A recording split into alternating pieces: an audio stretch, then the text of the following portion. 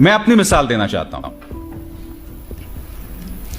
ABP news में मैं था, मैंने छोड़ दिया।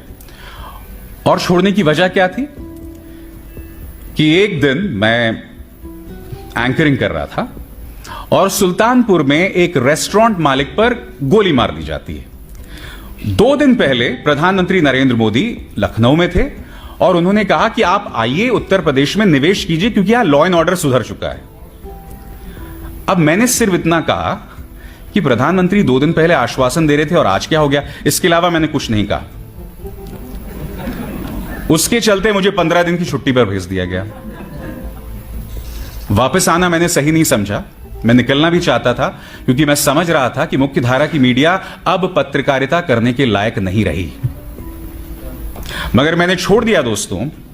और उसके बाद क्या होता है, एक दिन अचानक मेरा ड्राइवर कहता है, सर ये जो पीछे आप गाड़ी देख रहे हैं ना, इसे मैं आज चौथी बार देख रहा हूं अपने पीछे। तो मैंने बोला क्यों? कहता है याद है आपको जब आप उस दिन मिली बाबूश के साथ खान मार्केट गए थे? मिली बाबूश मेरे बच्चे हैं। उस दिन भी एक गाड़ी हमारे पीछे थी। तो उसके बाद क्या हुआ, मैं अकेला था और मैंने थोड़ी स्लो की गाड़ी, उस साइड से जाने लगी और फिर मैं आगे निकल गया क्योंकि उसके शीशे काले थे, मैं नहीं जानता था अंदर कौन था क्या था। फिर अगले दिन क्या देखता हूं कि वो मेरे घर के पास खड़ी हुई है। मैं पुलिस के पास गया, मैंने शिकायत की, पता चला कि वो गाड़ी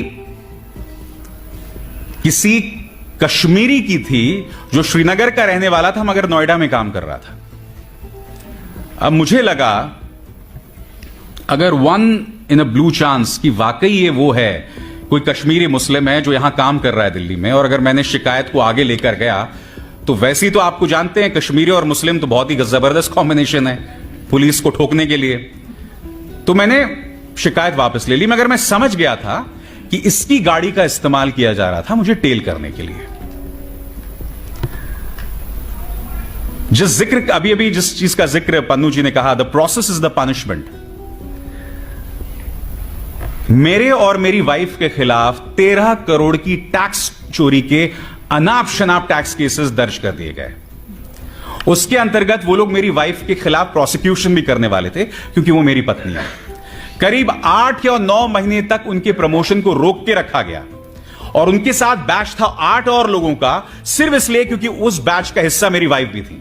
अगर मैं यही कहूंगा आप लोगों से कि समर्थन दीजिए हमारे उन पत्रकारों का जो इन छोटे छोटे इलाकों पर काम कर रहे हैं। मैं जानता हूं कुछ ऐसे लोग हैं जो इस पेशे को बदनाम भी करते हैं। कुछ लोगों पर आरोप लगाया जाता है कि भाई जो लोकल पॉलिटिशियंस के वो लोग फिक्सर बने रहते हैं, मगर नहीं। फिर पवन जायसवाल जैसे पत्रकार भी हैं, एक मिसाल हैं छत्रपति जी जैसे भी। उनके हाथ मजबूत कीजिए, उनके हाथ मजबूत कीजिए ताकि किसी का सिला, किसी का परिणाम रामचंद्र छत्रपति जी जैसा ना हो। खैर उनकी तो एक विरासत है, मैं सिर्फ उनकी मौत की बात कर रहा हूं। वो आज जिंदा होते तो मैं नहीं जानता उनके जरिए और वो क्या क्या कर सकते थे, मगर हां उनकी शहादत ने हम सबको एक मिसाल दी है। और दोस्तों जाते जाते मेरा अपना वो फलसफा है और ये फलसफा मैं अक्सर उन पत्रकारों को देता हूं जो इन मुश्किल हालात में अपना काम करते हैं। इन तेज हवाओं से घबराना नहीं है। तेज हवाओं से ना घबरा ए बाज, ये तो आती ही है तुझे ऊंचा उठाने के लिए।